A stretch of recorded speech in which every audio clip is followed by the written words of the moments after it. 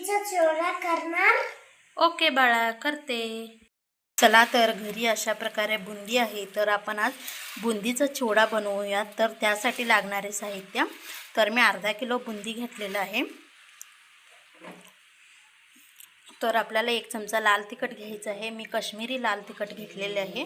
तुम्ही कोणताही ब्रँड वापरू शकता. तर मी 1 चमचा आमचूर पावडर घेतलेला आहे आणि मी कढीपत्ता घेतलेला आहे आणि 1 गड्डा लसूण सोलून ठेचून घेतलेला आहे आणि हे 1 इंच आलं आपण बारीक करून ठेचून घेतलेलं आहे.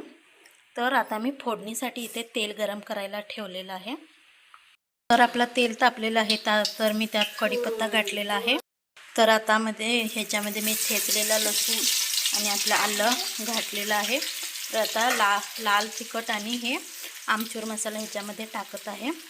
आता हे पूर्ण मिक्स करून घ्यायचं आहे आपल्याला.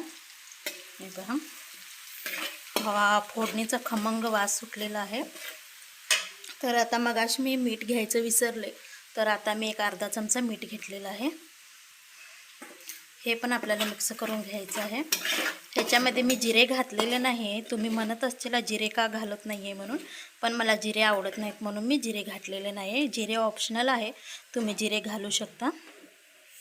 चला तर आपला फोडणी मसाला तयार आहे. तर मी ह्याच्यामध्ये बुंदी घालत आहे. पूर्ण बुंदी घातलेली आहे. तर आता आपल्याला असं बारीक हळूवारपणे मिक्स करून घ्यायचं आहे. हे पहा, पूर्णपणे मिक्स करून घ्यायचे आहे आपल्याला बुंदीला. हे पहा, आपला बुंदी मिक्स झालेला आहे पूर्णपणे. अशा तऱ्हेने सर्व करण्यासाठी खारी बुंदीचा चिवडा आपला तयार आहे.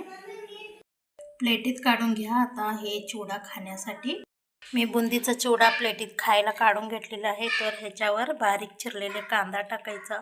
कांदा हा चिवड्यासोबत अप्रतिम लागतो बरं का. आणि ह्याच्यावर 1 छोटा लिंबू पिळून घ्यायचा. आंबट गोड तिखट अशी चिवडा एकदम मस्त आणि झणझणीत लागते बरं का. आणि ह्याच्यावर जरा खारे शेंगदाणे होते, तर खारे शेंगदाणे टाकून घेतले. तर आता खायला सुरुवात करूयात आपण.